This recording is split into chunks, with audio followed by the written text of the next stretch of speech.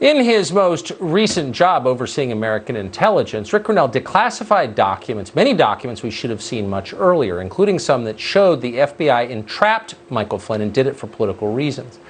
It was a remarkable thing to learn. A Trump administration official actually working on behalf of the administration's interest, and by the way, in the public's interest as well.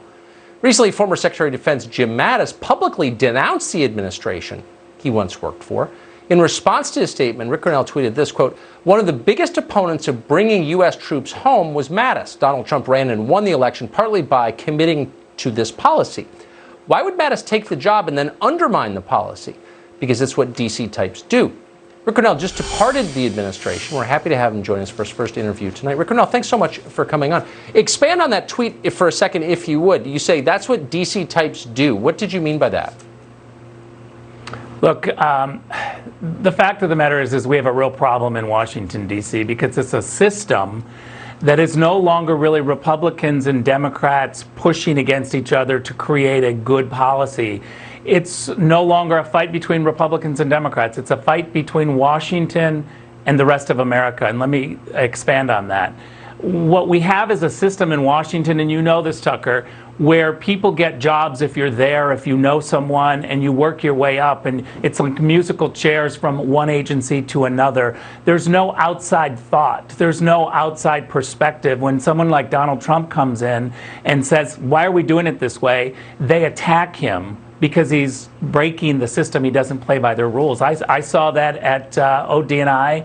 I saw that by entering the intelligence world. I had senators from the Democratic Party saying, "You have no experience. What are you doing? Why shouldn't you? Why should you be there and trying to lead this this office of Director of National Intelligence?" And the fact of the matter is, Tucker, nobody said that my first intelligence briefing was in 2001 before Mark Warner, Senator Mark Warner, got his intelligence briefing, the same guy who said that I wasn't qualified. I actually am a receiver of intelligence, an expert on the consumer part of the intelligence and how to utilize it. But that perspective is never brought to Washington. You got to grow up. Right. You got to be the deputy assistant secretary and then the assistant secretary, and then you get to be something else. And before you know it, you're indoctrinated. I mean, that's not democracy. That's the subversion of democracy, because the elected officials who should be in charge are not, the permanent bureaucracies. But let me ask you just a very blunt question on how honest you can be. A lot of us who grew up kind of reflexively respecting our intelligence agencies, they're defending us from the Soviets, are awakening to the fact that there's a lot of sinister behavior that we know nothing about.